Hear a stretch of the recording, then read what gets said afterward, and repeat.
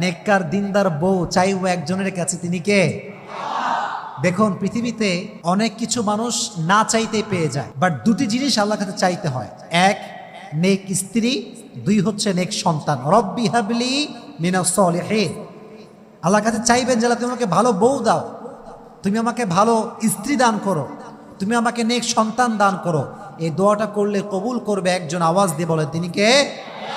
একবার নবীজি সাহাবা একরামদের মাজলিসে বসে আছেন, যেমন ভাবে আমি আপনাদের সামনে বসে আছি।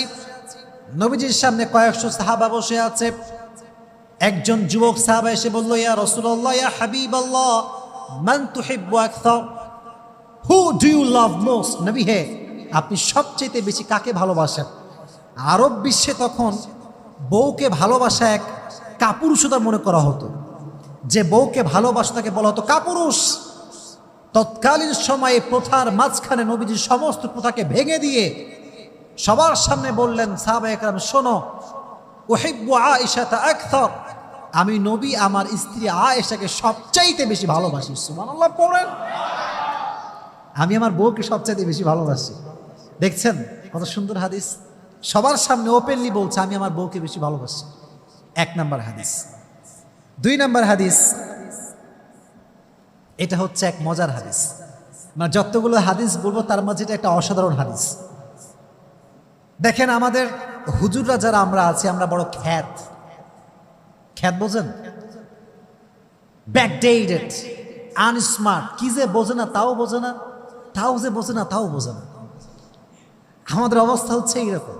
এই যে আমরা হুজুররা যারা একটু স্মার্ট হয়ে চলা ট্রাই করি, আমরা যারা একটু যুবকদের সঙ্গে তাল মিলিয়ে চলি, যুবকদেরকে মোটিভেট করি, আমাদেরকে নিয়েও ফেসবুকে, অনলাইনে, ইউটিউবে মারামারি আছে না নাই? ট্রলের কোনো শেষ নাই। আপনি ইসলামের কাজ করবেন, যুবকরা আপনাকে ভালোবাসবে, আপনার millions of young people follower হবে, আর আপনি ট্রলের শিকার হবেন না। ইটস কোয়াইট ইম্পসিবল, এটা হতেই পারে না। বাংলাদেশের সবচাইতে যাকে ট্রল করা হয়েছে হচ্ছে মিজানুর রহমান আজহারি, আর এখন সবচেয়ে বড় সেলিব্রিটি বাংলাদেশ যার নাম, সে হচ্ছে মিজানুর রহমান আজহারি। ঠিক আছে না কথাটা প্রিয় ভাইরা? ট্রল করে কোনো লাভ হয় না। তো দেখেন, যেটা বলছিলাম, স্মার্ট হতে হবে, রোমান্টিক হতে হবে। আজকালকার স্বামীর এত খ্যাত, যদি বউকে কেউ বলে যে আচ্ছা তোর স্বামী কেমন রে, শালা একটা বাটপার, এর মতো বদমাইশ কেউ নাই। মনে রাখবেন একটা কথা, যে পুরুষ তার স্ত্রীর কাছে ভালো, সে আল্লাহর কাছে ভালো। যে পুরুষ তার স্ত্রীর কাছে ভালো, সে তার নবীজির খাঁটি উম্মত হয়ে যাবে। সুবহানাল্লাহ পড়া। এবার হাদিসটা শুনুন, নবীজি কতটা রোমান্টিক ছিলেন, কতটা সুন্দর ব্যবহার তার ছিল। একবার যুদ্ধ করে নবীজি ফিরে আসছিলেন বাসার দিকে, সমস্ত সাহাবা একরাম নবীর সঙ্গে আছেন। তো হঠাৎ করে নবীজি বললেন, এই তোমরা সবাই যাও, সামনে আগাও, আমি আর আয়েশা সবার পেছনে আসব। যখন সব সাহাবা দূরে চলে গিয়েছে, একদম দূরে, তখন আয়েশাকে বলছে, নবীজি বলছেন, আয়েশা চলো আমরা একটা দৌড় প্রতিযোগিতা করি। ওই যে সামনে একটা পিলার দেখছো না, বিশাল বড় লম্বা পিলার, তুমিও দৌড়াবা আমিও দৌড়াবো, দেখবো যে কে আগে যেতে পারে। সুবহানাল্লাহ পড়েন। নবীজি দৌড়ের প্রতিযোগিতা করছেন, আর আজকে যদি হুজুরে বলে চলো একটু ঘুরে আসি, হ্যাঁ বেয়াদব, ফেতনার যুগ, কিসের ঘোরাঘুরি, বস চুপ করে বাড়ির মধ্যে বসে থাক। এরকম আমরা খ্যাত, আমরা রোমান্টিকনেস বুঝি না। তো নবীজি বলেন চলো দৌড়াই। এবার নবীজি দৌড়াতে শুরু করলেন। আয়েশা রাদিয়াল্লাহু তাআলা আনহা নবীজির সঙ্গে দৌড়াতে শুরু করলেন। দুজন দৌড়াচ্ছে, কিন্তু আয়েশা রাদিয়াল্লাহু তাআলা আনহা একটু স্লিম ছিলেন, পাতলা, আর নবীজি একটু বেশি, আয়েশার থেকে একটু বডি বেশি ছিল। মনে রাখবেন, যখন মানুষ দৌড়ায়, যে চিকন বেশি সে আগে যায়, আর যে একটু মোটা সে পেছনে থাকে। তো হাদিসে এসেছে আয়েশা রাদিয়াল্লাহু তাআলা আনহা নবীজির চাইতে আরো সামনে এগিয়ে গেলেন। নবীজি আসার আগেই আয়েশা রাদিয়াল্লাহু তাআলা আনহা ওই খুঁটির কাছে পৌঁছে গেলেন। হাঁপাতে হাঁপাতে বললেন, নবী আপনি আমার সঙ্গে পারলেন না, আজকে আমি জিতে গেলাম, আজকে আপনি হেরে গিয়েছেন। সুবহানাল্লাহ পড়ে। রোমান্টিকনেস কাকে বলে? বউকে আদর যত্ন ভালোবাসা কাকে বলে? আবার আরেকটা হাদিসে আসছে, এইটা হওয়ার পরে আরো অনেক দিন পরে নবীজি আবার যুদ্ধ থেকে বাসায় ফিরছেন। এবার আয়েশা রাদিয়াল্লাহু তাআলা আনহা বলছে, নবী চলেন আজকে আবার হয়ে যাক, দেখি কে পারে আজকে। আগের বার কে জিতেছিল? আবার বলেন, আগের বার কে জিতেছিল? তো নবীজি বলছে, আহা, আগের বার হারছি, আবার যদি আজকে হারি মান সম্মান থাকবে না। তো নবীজি বলছে, ঠিক আছে চলো আজকে আমরা আবার ট্রাই করি, লেটস গো, শুরু করো, চলো যাই। এবার দুইজন দৌড়াতে শুরু করছে, কিন্তু হাদিসে এসেছে এবার আয়েশা রাদিয়াল্লাহু তাআলা আনহা আগের বারের চাইতে এবার একটু স্থূল হয়ে গিয়েছেন, একটু মোটা হয়ে গিয়েছে। তো যখন দৌড়াতে শুরু করেছে, নবীজি আয়েশার চাইতে একটু সামনে এগিয়ে গিয়েছে, আর দৌড়ে গিয়ে ওই খুঁটিকে ছুঁয়ে বলছে, আয়েশা হাদিহি বিতিলকা, আগেরবার তুমি আমারে হারাইছো, আজ আমি তোমারে হারাই দিলাম। সুবহানাল্লাহ পড়ে। তাহলে এই যে খুনসুটি ভালোবাসা, এটা স্বামী স্ত্রীর মাঝে রাখার দরকারটা যুবক ভাইয়েরা আছে না নাই?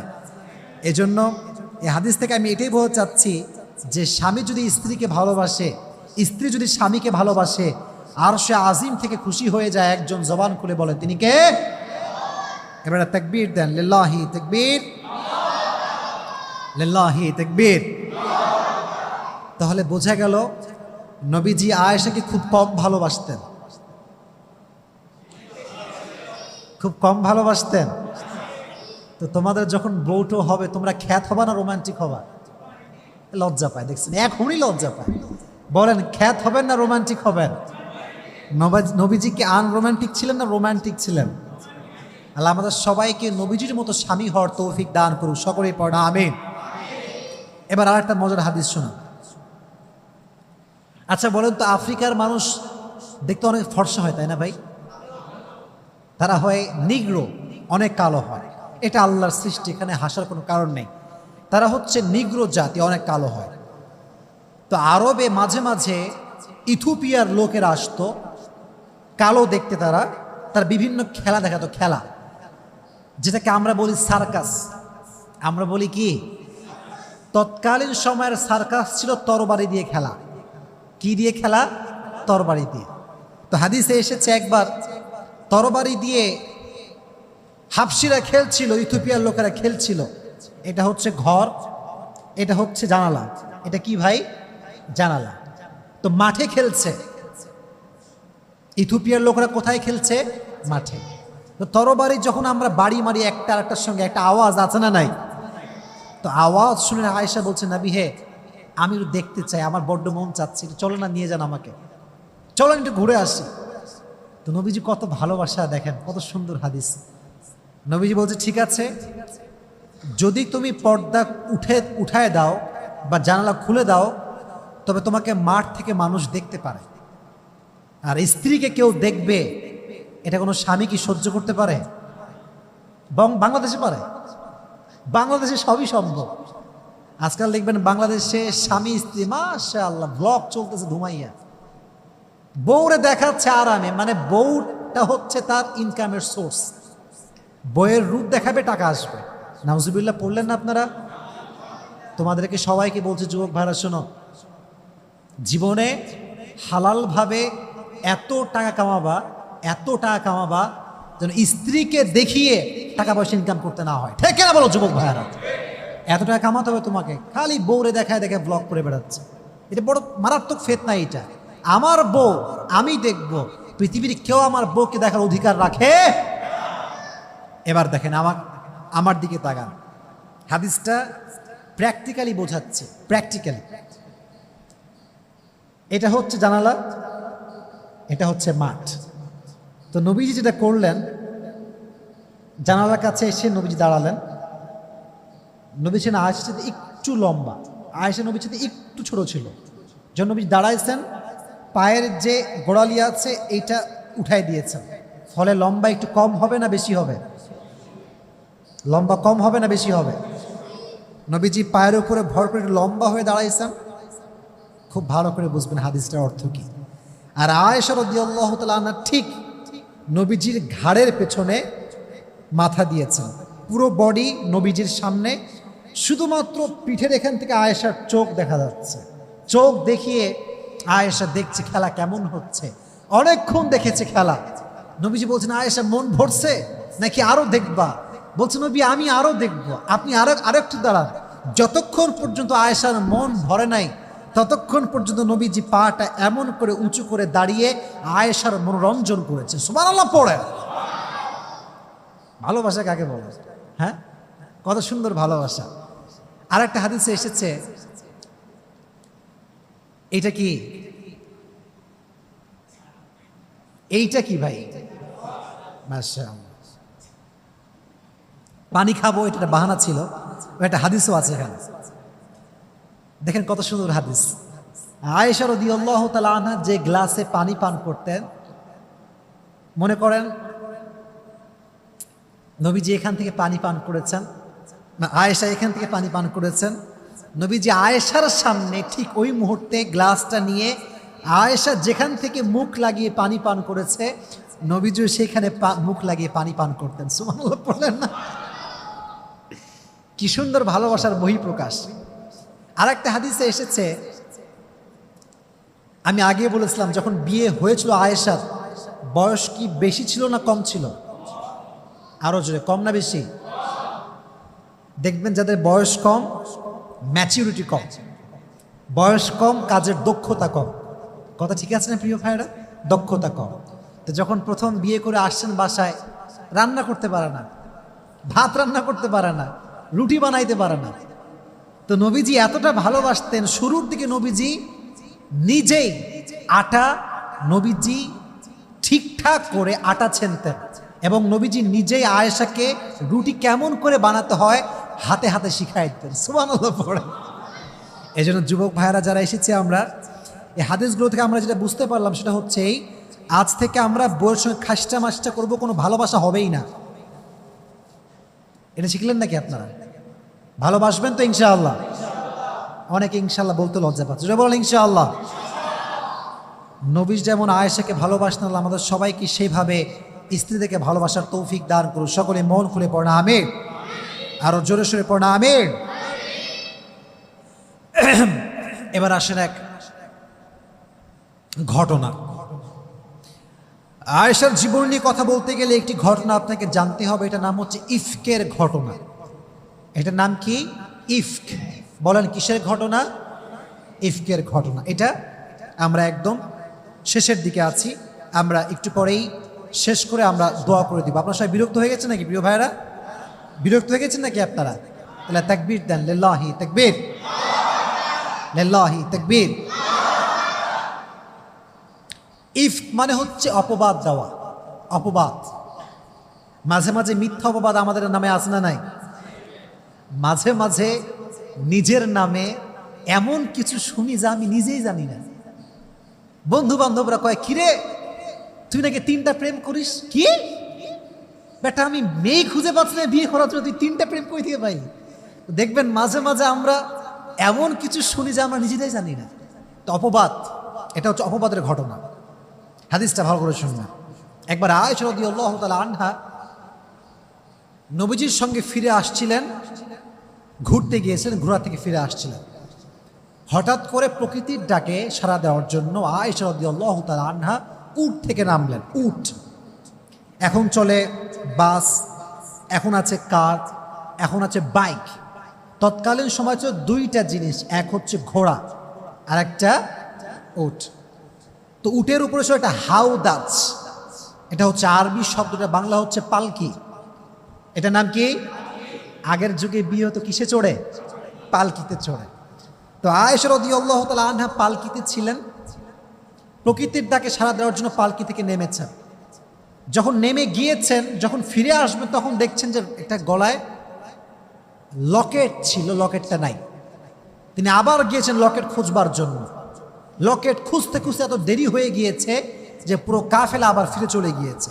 এখন বলবেন, হুজুর যারা উট টানছিল তারা তো অবশ্যই বুঝবে, কারণ একটা মানুষ উঠলে উঠের যে বোঝা এটা হালকা হয় না ভারী হয়? এর ব্যাখ্যা হচ্ছে এই যে আয়েশা অনেক চিকন ছিলেন, স্লিম ছিলেন, ফলে উঠলেও আহামরি বোঝা যেত না।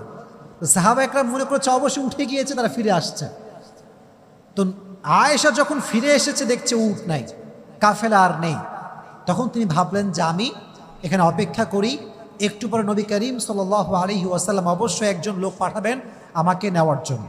তো একটু পরে একজন লোক, যার নাম ছিল সফওয়ান ইবনে মুআত্তাল, সফওয়ান ইবনে মুআত্তাল, তিনি আসলেন। দেখলেন যে মরুভূমির মাঝখানে একজন মেয়ে কাপড় মুড়ি দিয়ে শুয়ে আছেন। যখনই তিনি মুখ খুলেছেন, কাপড় হটিয়েছেন, তিনি বুঝতে পারেন এটা হচ্ছে নবীজির একমাত্র কুমারী স্ত্রী আয়েশা রাদিয়াল্লাহু তাআলা আনহা। তিনি বলতে শুরু করলেন, ইন্না লিল্লাহ ইন্না লিল্লাহ ইন্না লিল্লাহ। এটা কি হয়ে গেল? মরুভূমির মাঝখানে আপনি শুয়ে আছেন, কোনো কথা বললেন না, চুপচাপ উটের পিঠে আয়েশা রাদিয়াল্লাহু তাআলা আনহা বসলেন। তিনি নিজে হাত দিয়ে ধরে ধরে ধরে তিনাকে ফিরিয়ে নিয়ে আসলেন। এদিকে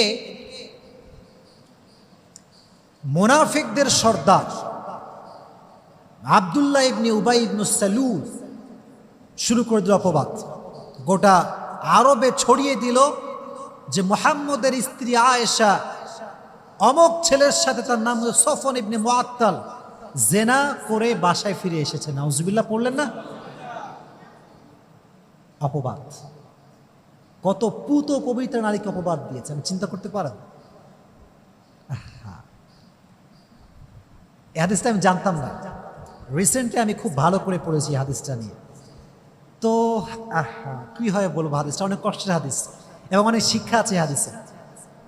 কিন্তু যার ব্যাপারে এত বড় অপবাদ সে জানেই না, তার নাম হচ্ছে আয়েশা রাদিয়াল্লাহু তাআলা আনহা, জানেই না। এই রুমরটা ছড়াতে ছড়াতে পুরো আরবটা গুরুগম্ভীর হয়ে গেল, মারাত্মক একটা অবস্থা তৈরি হয়ে গেল। এমন একটা অবস্থা হয়ে গেল যা আয়েশার আত্মীয় স্বজনরাও এটা বিশ্বাস করতে শুরু করলো। নাউজুবিল্লাহ পড়লেন না? ইস, এই জন্য প্রিয় ভাইয়েরা, একটা কথা মনে রাখবেন, রক্তের মানুষকে সবচেয়ে বেশি কষ্ট দেয়।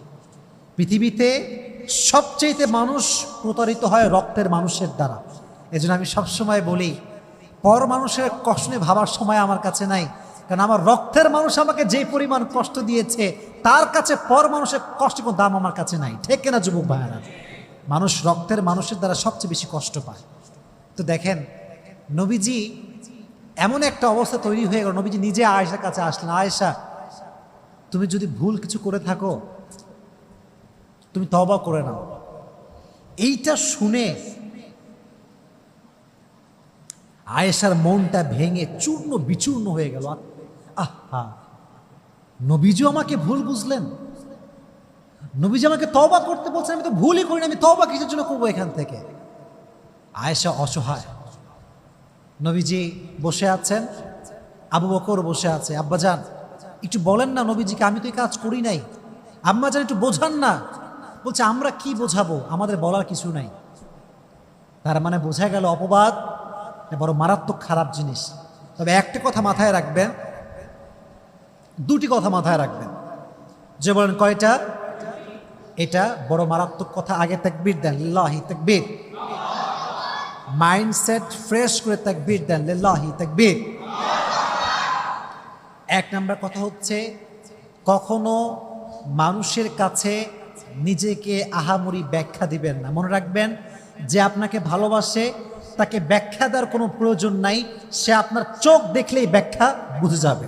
আর যে আপনাকে ভালোবাসে না তাকে আপনি ইতিহাস এবং রচনা গ্রন্থ লিখে ব্যাখ্যা দিলেও সে আপনাকে বুঝবে না, কারণ সে আপনাকে ভালোবাসে না। কথা ঠিক কিনা বলেন যুবক ভাইয়েরা? এক নাম্বার কথা। দুই নাম্বার কথা, যখন আপনাকে কেউ ছেড়ে চলে যাবে তাকে সুন্দরভাবে সালাম দিয়ে বিদায় দিবেন, আর বলবেন একটা কথা, তুমি যদি আমাকে পছন্দ না করো, তুমি যদি আমার সঙ্গে থাকতে না চাও, আমিও তোমার সঙ্গে থাকতে রাজি নই। এর কারণ, যে থাকতে চায় সে থাকার কারণ খুঁজে বের করে, আর যে যেতে চায় সে যাওয়ার জন্য হাজারটা কারণ খুঁজে বের করে। যে আমি সেদিকে একটা কথা শুনছিলাম, মারাত্মক কথা, जो मेरा नहीं मैं भी उसका नहीं, अगर आप मेरा होना नहीं चाहते तो मैं भी आपका होना नहीं चाहता। কথা ঠিক কিনা বলেন যুবক ভাইরা? থাকতে চাইলে থাকো, না থাকতে চাইলে সালাম আলবিদা। কাউকে ধরে রাখবেন না।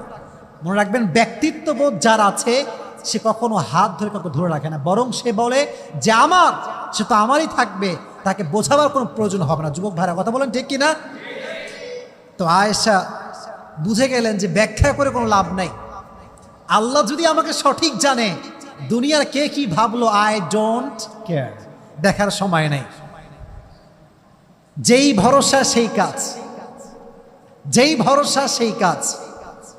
এবার আয়েশার চরিত্রকে পবিত্র করবার জন্য আল্লাহ তাআলা নিজেই কোরআনের আয়াতকে নাজিল করে দিলেন। সুবহানাল্লাহ পড়ে আল্লাহ বললেন, ইন্নাল্লাযীনা জাউ বিল ইফকি উসবাতুম মিনকুম লা তাহসাবুহু শাররাল লাকুম। আল্লাহ বললেন, মুমিনরা শোনো, তোমাদের ভিতর থেকে একটা দল আয়েশার ব্যাপারে মিথ্যা অপবাদ নিয়ে আসছে। লা তাহসাবুহু শাররাল লাকুম, তোমরা এটাকে সব দিক থেকে খারাপ মনে করে ফেলো না। বাল হুয়া খায়রুল লাকুম, বরং এখানে একটা কল্যাণ আছে। কল্যাণটা কি? মিথ্যা অপবাদ দিয়েছে বিধায় তো আয়েশার ব্যাপারে আয়াত নাজিল করেছে একজন, তিনি কে? অপবাদ না দিলে আয়াত কি নাজিল হতো? কথা বোঝে না। অপবাদ না দিলে আয়াত কি নাজিল হতো? ইন এ সেন্স এখানে একটা গুড সাইড আছে, পজিটিভ সাইড আছে, যে আল্লাহ নিজেই আয়াত নাজিল করেছেন। আল্লাহ বলছেন, শোনো, উসবাতুম মিনকুম, তোমাদের মাঝে একটা দল মিথ্যা অপবাদ নিয়ে এসেছে। লা তাহসাবুহু শাররাল লাকুম বাল হুয়া খায়রুল লাকুম, এটা সব দিক থেকে খারাপ নয়, এটা কিছু দিক থেকে ভালো আছে। লিকুল্লি ইমরিইম মিনহুম মাকতাসাবা মিনাল ইথ, যার যেই পরিমাণ গুনাহ করা দরকার ছিল সে সেই পরিমাণ করে ফেলেছে। ওয়াল্লাযী তাওয়াল্লা কিবরাহু মিনহুম লাহু আযাবুন আলীম, এবং যেই ব্যক্তি রুমরটাকে ছড়াতে সবচেয়ে বেশি কাজ করেছে তার জন্য কিয়ামতের কঠিন ময়দানে আযাবকে তৈরি করে রেখেছে। একজন আওয়াজ দিয়ে বলেন, তিনি কে?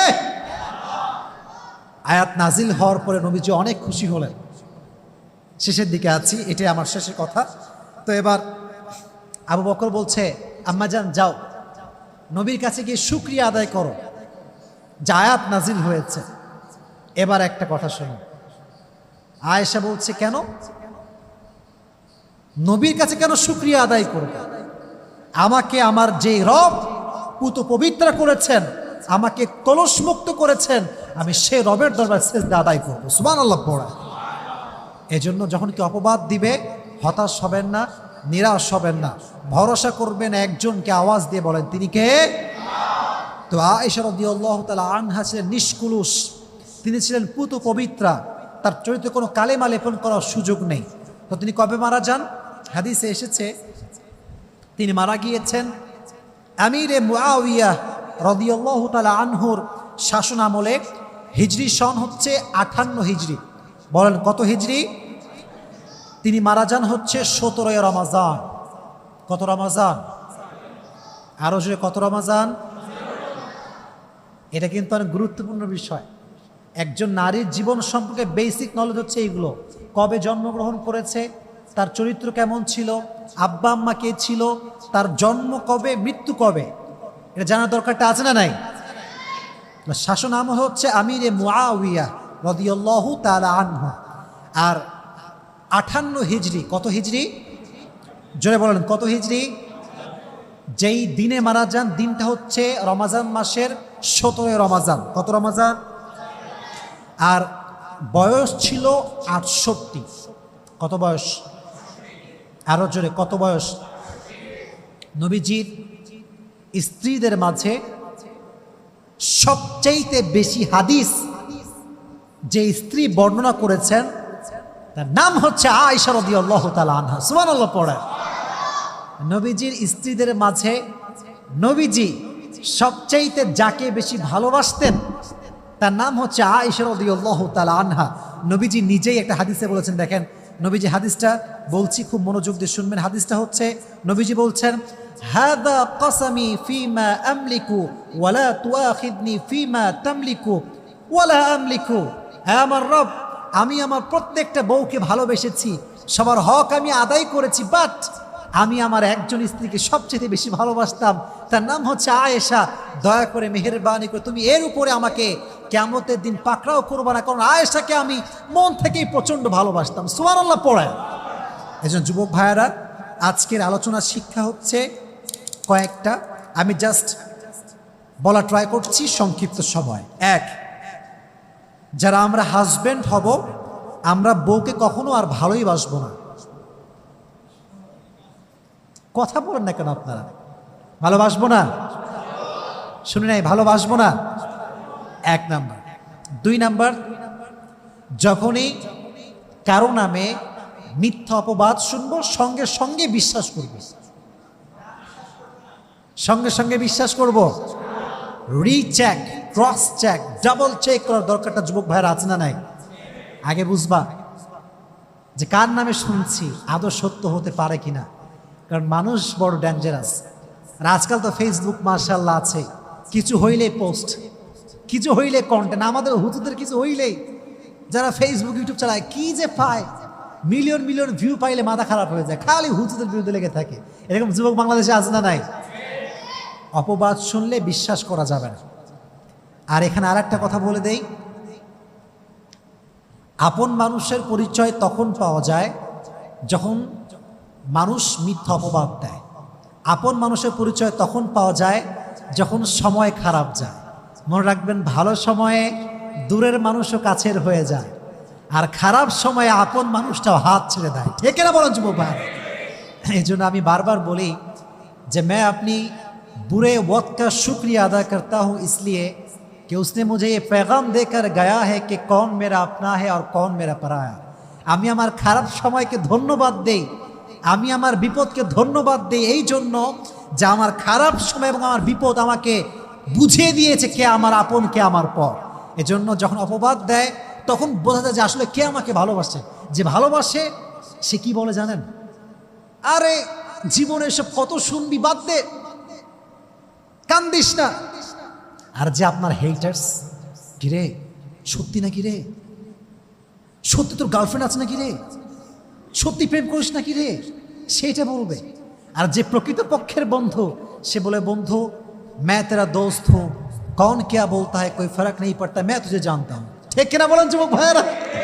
আপন মানুষের পরিচয় এইটা। অপবাদ আসলে অন্য মানুষ যারা পর, তারা জাস্টিফাই করে, এটা কি সত্য, সত্যি করেছো নাকি গো? আর রাজশাহীর মানুষ জবের ব্যাপার কি বে, তুই করেছিস না কি বে, রাজশাহীর মানুষ। তো আমরা এটা করব না, যখনই যা শুনবো জাস্টিফাই করবো যে is it real or fake. ইনশাআল্লাহ, যে বলেন ইনশাআল্লাহ। তাহলে এক, বউকে ভালোবাসবো। দুই হচ্ছে যাই শুনবো মিথ্যা অপবাদে বিশ্বাস করা যাবে না। রাজি আছেন তো ইনশাআল্লাহ? আর মেয়েদেরকে বলবো, আপনারা আজকাল খুব খারাপ হয়ে গিয়েছেন। এর কারণ অনেক মেয়ে দেখবেন, I am really sorry to say, I am really sorry, এটা আমাকে বলতে হবে, অনেক মেয়ের এক পুরুষ দিয়ে হয় না, 10টা পুরুষ লাগে। কথা ঠিক কিনা বলো যুবক ভাইয়েরা? এই যেই মেয়েগুলো 10 পুরুষে আসক্ত হয়, দিন শেষে এমন এক কুয়ার ভেতরে পড়ে যেখান থেকে উঠে আর আসতে পারে না। ঠিক কেন বলো যুবক? আয়েশার মতো হতে হবে আপনাকে। আয়েশা রাদিয়াল্লাহু তাআলা আনহা তার পুরো জীবনে তার নবীকে ভালোবেসেছেন, তার স্বামীকে ভালোবেসেছেন, পর পুরুষের দিকে কখনো চোখ তুলেও তাকায় নাই। সুবহানাল্লাহ পড়েন। এজন্য মেয়েদেরকে বলবো, স্বামী হচ্ছে আপনার জীবনের প্রথম পুরুষ, স্বামী হচ্ছে আপনার জীবনের শেষ পুরুষ। স্বামীকে বাদ দিয়ে কোন নায়কের দিকেও তাকাবেন না, স্বামীকে বাদ দিয়ে এলাকার কোনো যুবকের দিকেও তাকানো যাবে না। ঠিক কিনা বলো যুবকেরা? আল্লাহ প্রত্যেকটা মেয়েকে স্বামী ভক্ত হওয়ার তৌফিক দান করুন, সকলেই পড়া আমিন। আবার অনেক মেয়ে আছে দেখবেন স্বামীর উপরে সন্তুষ্ট না, বলে যে তোমার তো 6 প্যাক নাই, অমুক যুবকের 6 প্যাক আছে, তোমার তো সরকারি চাকরি নাই, অমুক যুবকের সরকারি চাকরি আছে।